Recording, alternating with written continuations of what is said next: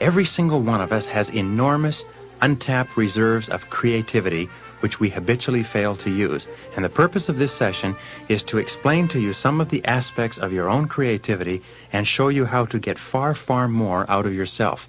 We know that in terms of goal setting, in terms of planning for the future, in terms of our aspirations for our income and the things that we want to accomplish, that we can never have any more than we have today simply by sweating harder. The old days where the basic rule was that you worked harder and harder and you hammered away, and if you weren't getting results, what you did is you worked harder still, have been passed over. And today we know that we live in a totally creative world, and that everything that we have today is as a result of the efficiency with which we use our minds.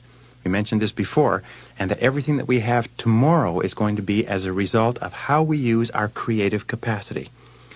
The amount of creativity we use is very closely connected to our self-concept and to our attitudes toward ourselves as creative persons. Every child is born with remarkable aspects of creativity. As a matter of fact, in some of the studies they've looked at, they find that 95% of children tested between the ages of 2 and 4 test out as highly creative. Highly creative in that they are imaginative, they're innovative, they're curious, they have tremendous capacities for abstract reasoning and for creating imaginary images. Testing the same children at the age of 7 years, they test out at only 4% creative.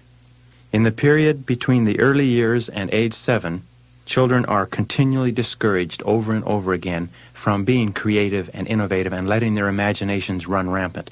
Children are continually told that that's foolish or that's silly, or you have to color between the lines, or don't touch that, smell that, taste this, get into that. And children gradually learn at a deep subconscious level that it's not smart to get off of the beaten track. It's not smart to try to look or touch or taste or feel things that mommy and daddy don't approve of. The wonderful thing about creativity is that it's subject to another law which we call the law of use. The law of use simply says that with any human faculty, we either use it or lose it. The creative faculty, however, is never totally lost. What happens is that it goes underground and becomes a latent talent or capability of the human mind, and that we can begin to use our creativity again any time in life that we so decide. The purpose of this course is to show us how to trigger it, how to stimulate it, and how to get far more out of it. As a matter of fact, it's been said that necessity is the mother of invention, and if that's so, then creativity is the father. Ralph Waldo Emerson said that we live in the lap of an immense intelligence, and he described this immense intelligence as though it were an ether that surrounded the earth, like a huge mainframe computer into which every one of us can tap. This has been called throughout all of history things like the oversoul, or infinite intelligence, or the universal subconscious mind, or the collective unconscious, and we are going to talk about this aspect of human creativity as the superconscious mind. This superconscious mind is so much vaster than our own individual intelligence, and it is something that we use on a random and haphazard basis all the time.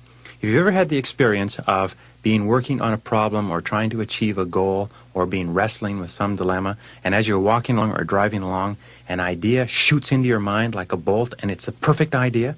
Or have you ever had the example, for instance, where you have been thinking about someone and they telephone you and the phone rings and it's them? Or you've called someone else and they say, I was just thinking about you just when you telephoned. We have examples of this all the time, where we have these almost unearthly bolts from the blue that seem to indicate that we have the ability to tap into a different form of intelligence than anything that is taught in the textbooks. And the purpose of this session is to explain how this works, because by using this superconscious capability, we find that we can dramatically improve the quality of our results and move faster toward the achievement of our goals than by using any other human faculty. There's a book by Richard Buck called Cosmic Consciousness, where Buck goes back over several hundred years of the most creative men and women of all time and finds that virtually every single one of them spoke about in their writings of an ability to tap into a higher form of consciousness. This superconscious mind is characterized by some of the following things. First of all, it's the source of all pure creativity. All great creative geniuses, all great innovations, all major breakthroughs in human history have come as the result of superconscious functioning. Some of the people who have written about using the superconscious function are, for instance, Ralph Waldo Emerson. Emerson said that He never wrote anything of his own volition, but he just simply acted as a conduit for this oversoul or this infinite intelligence, and it would pour through him, and the words would flow out onto paper, word perfect, come through his brain almost as if he were tapped into an unearthly power source. Mozart, for instance, considered the greatest musician of all time, wrote his music note perfect the first time. When he sat down to write, he said the entire music, the entire symphony, the entire opus would come into his mind, and he would simply transcribe it onto paper. And people who have read Mozart's music, even at the time he was writing, said it was the most beautiful music ever written down on paper. And he wrote it without corrections, without changes, note perfect the very first time. Beethoven was deaf from the age of 35. Most of his great works were written after he was totally deaf. And Beethoven also said that the symphonies came full-blown into his mind, and he just simply transcribed them on paper. Edison, the greatest inventor of the modern age, used this superconscious capability over and over again to tap into a higher power, and used it for coming up with inventions and insights and so on. Michael Faraday, considered the father of electromagnetic field theory, an uneducated man who had tremendous abilities to use this superconscious capability, and pioneered the work that led to the development of the vacuum tube by DeForest, which led to the radio industry, the television industry, the electronic industry, the transistor, microelectronics, the microelectronic chip. The entire set of principles came to him in a dream, and he got up in the middle of the night and he sat down and he wrote page after page after page of scientific formulations, which later, when taken down to the laboratory and tested, were found to be absolutely, perfectly precise and brand new in all of human history. They had never been written or discovered or worked out before. Every one of us has had the occasion of using this superconscious creativity where we're going through our day-to-day lives and we see a product or a service that we think should be used or think that somebody should be producing, and we say, I wonder why somebody doesn't offer that, or I wonder why somebody doesn't invent that. And then 2 or 3 or 4 years later, we see a major corporation comes out with exactly the product that we thought of 2 or 3 years ago and goes on to make millions and millions of dollars. The difficulty with our creativity is not that we do not have the same insights as the geniuses, but it's this one small distinction. The geniuses trust and believe in the value of their insights and in the value of the thoughts and the ideas that come to them, whereas we do not. We think of these ideas and we think, well, this idea can't be of any use. It came from me. It's my idea. And so we wait until see somebody else come up with the idea, which may not even be as good as the idea we originally had, and we say, isn't that person intelligent? Look what a wonderful idea they've come up with. Well, many of us think that our creativity is limited by our IQ, that our creativity is limited by the years of education we had or the grades that we got in school, that somehow creativity is something that only scientists and artists and musicians and painters have, or poets or writers. The fact of the matter is that creativity is a very simple concept, and to boil it down to its simplest words is that all creativity is simply a way of improving on the existing way of doing things. Every creativity is an improvement, and to the degree to which we have the ability to find ways to improve the way that we do things in any area, we are creative individuals. And the more we use our creativity, like the more we use a muscle, the more of it we have. Another characteristic of this superconscious capability, or this superconscious mind, is that it has access, when it computes for us, it has access to all data stored in our subconscious mind, and it has the ability to discriminate between valid and invalid data. In other words, when we program a goal or a problem into our subconscious minds and ask the subconscious mind to solve it for us, the subconscious mind passes it on to the superconscious capability. The superconscious capability, when it computes and calculates to solve the problem or give us ideas to help us move toward our goal, has the ability to take all of the data that we have taken in the course of our lifetime and store it in the subconscious mind and sort out from that data what is valid and what is true and discard the rest when it computes. That's why whenever you get an idea, whenever you get one of these flashes that come into your mind that answers a question perfectly, you will find that in every single case the answer is correct in every detail. Another characteristic of this superconscious capability is that it brings us ideas that lie outside of our own individual experience. Often we will get ideas that are totally new and that come totally from outside, the experience, the education, the knowledge that we've had in the past. This is why most of the great breakthroughs in science and technology today are coming from small corporations, individuals working in private research laboratories. Very few of the major breakthroughs come from the big companies. The big companies will take the major breakthroughs and develop them and commercialize them, but almost invariably, these major breakthroughs are coming from people sometimes who have not even been in the field before, but they get ideas and insights into doing things in a new or different way that are completely unique and original and that lead to the opening up of entire new industries. It reminds me of a story of a small boy who came to the scene of an accident.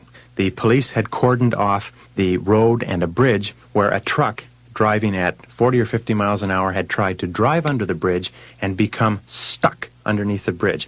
And the traffic was cordoned off, and there were several tow trucks trying to pull the truck out from under the bridge. And the little boy came to the edge of the crowd, and he asked the policeman, he said, "What's going on?" And the policeman said, "Well, the truck is stuck under the bridge." He said, "What are they doing?" He said, "They're trying to pull it out." And they just weren't able to pull it out. The truck was too solidly jammed under the bridge. So the little boy looked past the policeman and looked up at him and said, "Why don't they let the air out of the tires?" And the policeman looked down at him, and he looked back at all those grown men trying to pull this truck out from under the bridge, and he shook his head and went back down the hill. And that's exactly what they did. They let the air out of the tires, and the truck just backed out as easy as pie.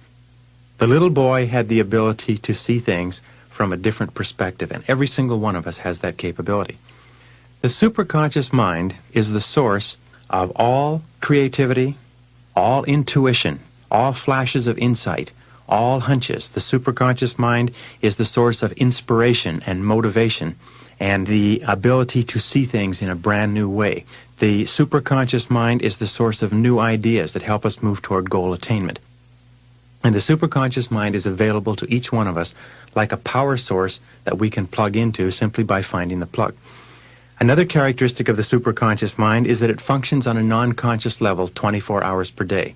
It is always working to resolve the problems that we are mulling over and to move us toward achieving the goals that we have programmed into the subconscious. Another characteristic of the superconscious is that it's capable of goal-oriented motivation. For goal-oriented motivation, it requires clear, specific goals. Now, you can imagine using this superconscious capability. Imagine that you had an enormous computer, the most complex computer, the most sophisticated computer ever built in the universe, and you had an entire team of the most accomplished computer experts that had ever been trained, and they were at your service. And you could go to them with any problem or any goal, and they could put it into the computer, and they could give you the answer, or they could give you the ideas that you would need to achieve the goal. Nonetheless, even with the most sophisticated computer and the most intelligent computer operators, there is nothing that they could do if you could not define the problem for them, or if you could not clearly tell them what it is that you wanted to accomplish.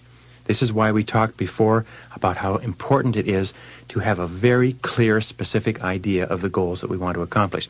The superconscious mind is invariably triggered by clarity of definition and by decisiveness. The more decisive and clear we are about what we want to accomplish, what problems we want to resolve, the more rapidly the superconscious capability goes to work to bring the answers into our lives. Another characteristic of the superconscious mind in terms of goal-oriented motivation is that it releases ideas and energy for goal attainment.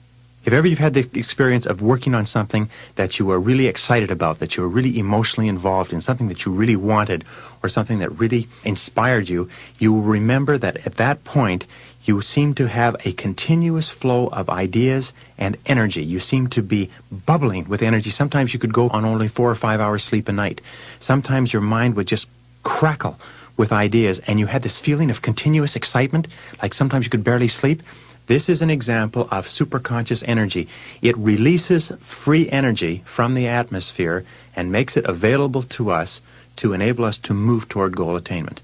And we'll explain that a little bit more as we go along. Another characteristic of the superconscious is that it responds to clear authoritative commands. And the clear authoritative commands we give to our superconscious capability are in the form of positive affirmations. Every time we affirm positively from the conscious mind to the subconscious mind, we trigger the superconscious mind into action. That's why whenever we say, I like myself, I feel terrific, I earn $50,000 a year, I earn $50,000 a year, these strong, emotionalized affirmations drive down into the subconscious and trigger the superconscious into action. That's why we find that men and women who are continually talking and thinking in an excited, positive way about the goals that they want to accomplish seem to have a continuous stream of energy, enthusiasm, and ideas that move them toward the accomplishment of those goals. In the Bible it says, "To him who hath shall more be given, to him who hath not, even that which he hath shall be taken away." And it means that to those who are excited and positive and moving toward the accomplishment of their goals, they get even more energy and more ideas and more creativity. To those who are going nowhere, who have very few ideas or have no goals, even that energy that they have is drained away and they become tired and depressed and fatigued. Another characteristic of the superconscious mind is that it automatically and continuously solves every problem on the pathway to your goal. No matter how far the goal is, no matter how distant, as long as the goal is clear, the superconscious will give you every single idea and solution that you need in the exact order that you need it. That once you have programmed the goal in and take the first step, you will find that the superconscious will give you the first step to take, it will solve the first problem, and when you implement the solution, it will give you the next step, it will solve the next problem, it will give you the following step, it will solve the following problem, and all you have to do is take it one step at a time, and at every step along the way, as long as the goal is clear, the problem will come to you.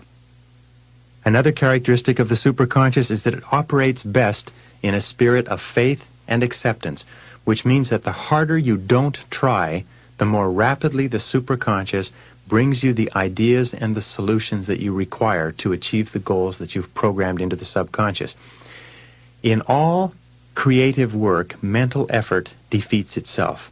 Creativity cannot be forced. Creativity invariably favors the relaxed mind. When we talked in mental programming about how important it is to relax, to take a deep breath, to get a clear mental picture of what you want to accomplish, and just absolutely believe with complete confidence that if you can keep that clear mental picture, that it will come to you exactly when you are ready for it. This superconscious capability, the more you believe in it, the more you absolutely trust that you are moving in the direction of your goal and that your goal is moving toward you simultaneously, the more rapidly it seems to work. The harder you try to force it, the less effective it is. In the Bible, again, it says, "Whatsoever ye desire when ye pray, believe that ye have it, and you will have it." This is one of the most powerful admonitions to self-confidence and to positive thinking, that if you absolutely believe that you already have the goal as achieved, and just confidently expect each step to take care of itself, that's what triggers the superconscious into working. Another capacity is that the superconscious grows in capability as it is used and believed in. The more that we absolutely believe that it is working for us, the more rapidly it works. And you'll find a very interesting thing, that when you begin using this superconscious capability, it's the same as getting a muscle into shape. If you have not done physical exercise for a period of time, it'll take a while before you limber up and loosen up and are able to use your muscles in a particular sport. When you have warmed up and when you have gotten yourself into good physical condition, you find that you can play longer, you can engage in the sport for hours without fatigue, that you can do more and more with greater and greater flexibility and adaptability. It's the same way with this superconscious capability. The more you use it, the faster it works and the better it works, until it finally gets to the point where you can think of a goal or put a problem into the superconscious and you'll get a response sometimes within minutes. Sometimes so fast that it will absolutely stagger you. By the way, Dr. Joyce Brothers calls this flow of superconscious creativity just by the words flow. And whenever an individual has been working on a creative project, and many people who have to write proposals or write reports or write term papers have had the experience of sitting down to work at a term paper or to work on a proposal, and suddenly something clicks in their mind, and the words begin to flow, and they begin to flow line after line after line and page after page, and it seems that you can write the whole proposal from beginning to end almost without notes, and when you're finished, it's word perfect. Many of the great poems and the great stories and the great songs, many of the great creations of human history have been written or constructed word perfect the very first time. And this is all an example of this superconscious capability that's available to all of us. Another capability of the superconscious mind is that it has the ability to take us through the lessons that we need to learn in order to achieve the goal. We know, for instance, that the subconscious mind will take a goal and will go to work to move us toward that goal, very much the way a torpedo, once it is aimed at a particular target and fired, the torpedo will move toward the target, will take sonar blips from the target that feed back to it, and will correct its course, and no matter where the target goes, the torpedo will hit the target. The superconscious will do this also, but the superconscious has one additional unique capacity, and it is this. We can program our goal or target into our mind, into our superconscious capability, and as long as we have a very clear idea of what it is we want to accomplish, we can then fire off our mental torpedo into the air, and the superconscious has the ability to seek out and find the target, even though we have no idea where it is when we begin moving toward it. While we are moving toward this target, the superconscious, especially if we have set a goal or target that is very high for us, the superconscious will take us through the lessons necessary to enable us to accomplish that goal. It will take us over hurdles. It will take us through mistakes, through obstacles, through setbacks, through disappointments, through stumbling blocks, if you like, every one of which has been put there to teach us a valuable lesson to enable us to reach our ultimate goal. We've all had the experience of having unfortunate or unhappy things happen to us in our lives. And then later, in retrospect, we look back and we say, boy, wasn't it fortunate that that happened at that time? Because if that hadn't happened, this wouldn't have happened, and this wouldn't have happened, and we wouldn't have arrived here, which is where we wanted to end up in the first place. Have you had that experience? It's a very normal experience that we look back in retrospect on unfortunate occurrences and we say, boy, it was lucky that happened. Because if it hadn't happened, I wouldn't have achieved the happiness or the success that I've achieved today. On the David Susskind show a few years ago, they had 4 young men who had earned $1 million before the age of 35. And in talking to these young men, they asked them how many different careers or businesses they had been in before they had reached the business that enabled them to become financially independent at a young age. And it turned out that they had each been in an average of 18 businesses before they reached the one that enabled them to be financially successful. Now, the logical question is this. Did they fail in 17 businesses? Because that's what happened. They went in and out of 17 businesses or careers before they found the 18th one. What was the purpose of each of those 17 businesses on average? Wasn't it to teach them the essential lessons that they had to learn if they wanted to become millionaires in their mid-30s? Of course. Now, the difference between winners and losers is simply this, is that winners accept and believe absolutely that they are fated and destined to be successful, and that every single thing that happens between where they start and their ultimate success is either a step forward or a valuable lesson that has been sent to them to teach them something that will enable them to be ultimately successful. The losers set off with sometimes high goals and high ambitions, but whenever they reach disappointments and setbacks, they quit or they deviate or they scrap their goals or they settle for something far, far less. The winners take every single challenge, every single hurdle, every single difficulty and say, all right, this has been sent to teach me something really valuable. This is part of the process that prepares me and equips me for achieving my ultimate goal. So what can I learn from it? And that's the distinct difference. And if you absolutely believe that you are fated to be successful, then just simply confidently expect that every single thing that happens to you is happening to you for your benefit. It is up to you to find the benefit that's hidden within it. And again, Napoleon Hill, who calls the superconscious mind the infinite intelligence in his writing, simply said that within every setback or obstacle or disadvantage, there is the seed of an equal or opposite or greater advantage or benefit. And that the successful man or woman always looks for the advantage or benefit in every situation, and lo and behold, they always find it. Because as long as you're looking for the obstacle or benefit, you cannot be seeing or worrying about the negative event or the setback. The next characteristic of the superconscious mind, which is terribly important to us, is that it makes all of our words and actions and their effects fit a pattern consistent with our self-concepts, with our current programming, and with the goals that we are trying to accomplish.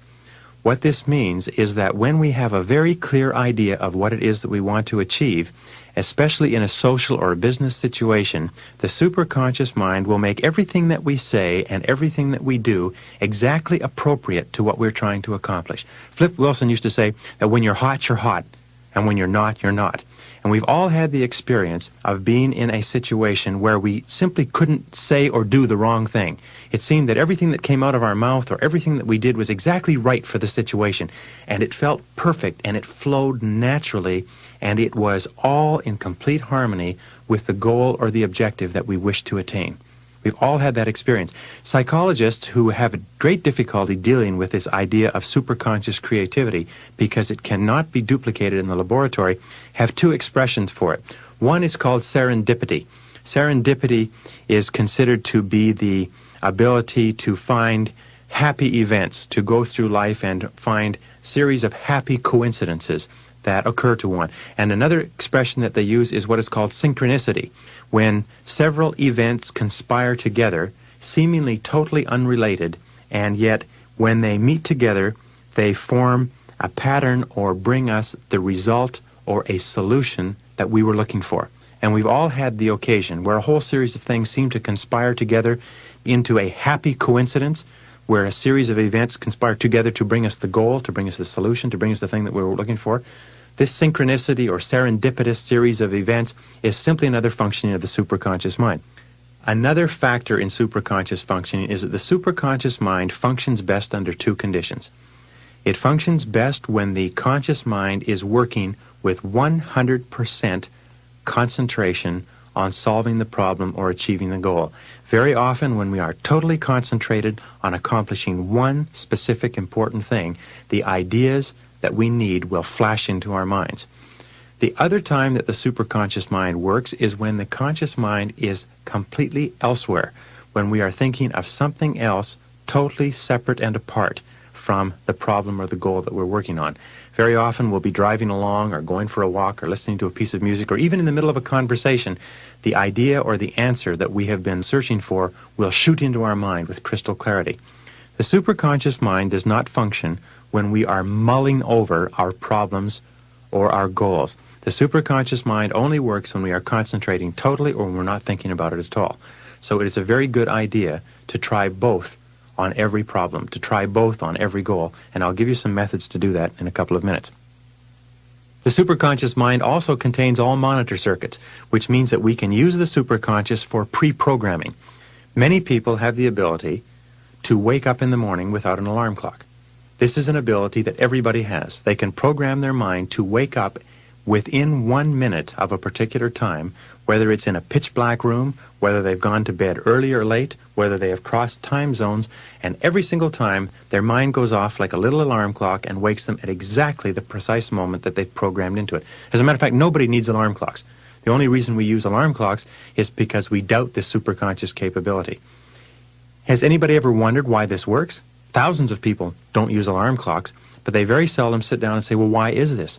Why is it that it's possible to program this time so clearly into my mind and wake up within a minute of that time? Another way that you can use this superconscious capability is in getting parking spots. Many people can get parking spots 20 out of 20 times on crowded city streets. My wife, for instance, has a series of things that she does in a given day, banks that she visits and stores and so on. Because we have two small children, it's not convenient to park way out in the parking lot or a long way from the entrance to these stores or shopping centers. So she has a particular parking stall in front of each place that she's going to, which she visualizes. And even on a very busy day, when she arrives there, somebody is holding the parking stall for her, and just as she arrives, not one car earlier, not one car later, the person who's holding the parking stall backs out and drives away. Anybody can use this to get parking stalls. I personally can get 2 parking stalls on a downtown street in any city in North America. You can develop it to the capability where you can win bets on it. All you do is clearly visualize a parking stall in front of the building where you want to park, and you will find that each time that you arrive there, to the degree to which you absolutely believe it will be there, the parking stall will be there. And I've had thousands of people tell me that they've been doing this for years, and their friends are just so outraged and irritated because they can do it every single time. And they absolutely believe, and this is very, very important, The degree of belief and confidence that we have in this superconscious functioning is the exact degree to which it functions. If our belief is total, the superconscious mind functions totally and continuously. If our belief is half, then it functions half the time. If our belief is 10%, it only functions 10% of the time. It's totally controlled by our own minds. With regard to pre-programming the computer, you can remind yourself to make a phone call at a certain time. You can remind yourself to take something from home to the office or from work to home. You can remind yourself to drop off something or pick up something. You can program it in and just tell the superconscious to remind you at exactly the right moment. And at exactly the right moment, just as you're passing the item or passing the telephone or passing the store, the idea will shoot into your brain to remind you to pick it up, make the phone call, drop it off, or whatever it happens to be. The superconscious mind has its own separate computer, which will bring you exactly the answer that you require to solve your problem or achieve your goal at exactly the right time for you. The superconscious mind knows the time better than you do, and the most important thing you can do is that when the answer comes to you, you must act on it immediately. You must immediately implement the intuition or the flash of insight or the idea or the answer that comes to you. Many times we've had the occasion where we've been working on a problem or a goal, and we've gotten an idea of something to do, and we've said, "Oh, I'll do that tomorrow," or "I'll get on that first thing in the morning," or "That's a good idea, but I'll start on it on Monday." And when we start on it on Monday, we find that it's too late. That when we call the person or we do the thing, we find that the person says, "Geez, I wish you'd called me last week because I had exactly the solution that you required." So when you have programmed a goal into the superconscious mind and you get an intuitive flash or an idea of what to do to move yourself toward the goal, it's absolutely essential that you act on it immediately, without hesitation. Pick up the phone, develop that sense of urgency, and move on it quickly. Sometimes it is only seconds or minutes away from being too soon or too late. And when you get those golden gems of superconscious insight, it's very important that you act instantly. And the more rapidly you act on those insights, the more insights that you'll get. And I've seen businessmen who have no other competence or ability at all except an ability to trust to the superconscious capability and to act instantaneously every single time they get an answer, build enormous fortunes and become outrageously successful, irrespective of lack of education, lack of intelligence, lack of any other ability, lack of any benefits or advantages. By simply plugging into this superconscious capability, they've gotten all the answers that they required to build enormous companies. Finally, the basic operating principle of the superconscious mind is this: any thought, plan, goal, or idea held continuously in the conscious mind must be brought into reality by the superconscious mind. Any thought, plan, or goal held continuously in the conscious mind must be brought into our lives and into our experience and into our reality by the superconscious mind, whether positive or negative. And this is why it is so extremely important for us to always keep our mind focused on what we want to happen and to talk and think and visualize and imagine only that which we desire to come into our lives, because our lives are nothing more than the outpicturing or expression of our continuous conscious thoughts. And you'll find that in the experience of every successful man or woman who has ever lived, that they have sooner or later developed the habit of keeping their mind rigorously disciplined and focused on what they want to happen rather than on what they fear. Because if we think continuously about what we fear, if we think continuously about what we don't want to happen, we bring that into our lives by the same irrevocable, immutable law that we bring good things into our lives.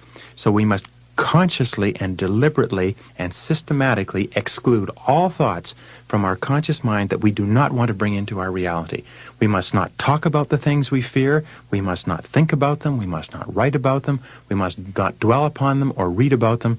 We must only think of what we want to happen, because we are dealing with the most powerful single force in nature, your own individual human brain, which can tap into this superconscious power source and bring us anything that we want in life. Any thought, plan, goal, or idea held continuously in your conscious mind must be brought into reality by the superconscious. The only question is, do you have the discipline and the control and the perseverance and the persistence and the determination to hold your goal, your ambition, your aspiration clearly in your mind long enough for it to come into reality? That's the only thing that you have to do, and everything else will take care of itself by immutable law. This is the most important encapsulation of the laws of success that you will ever hear.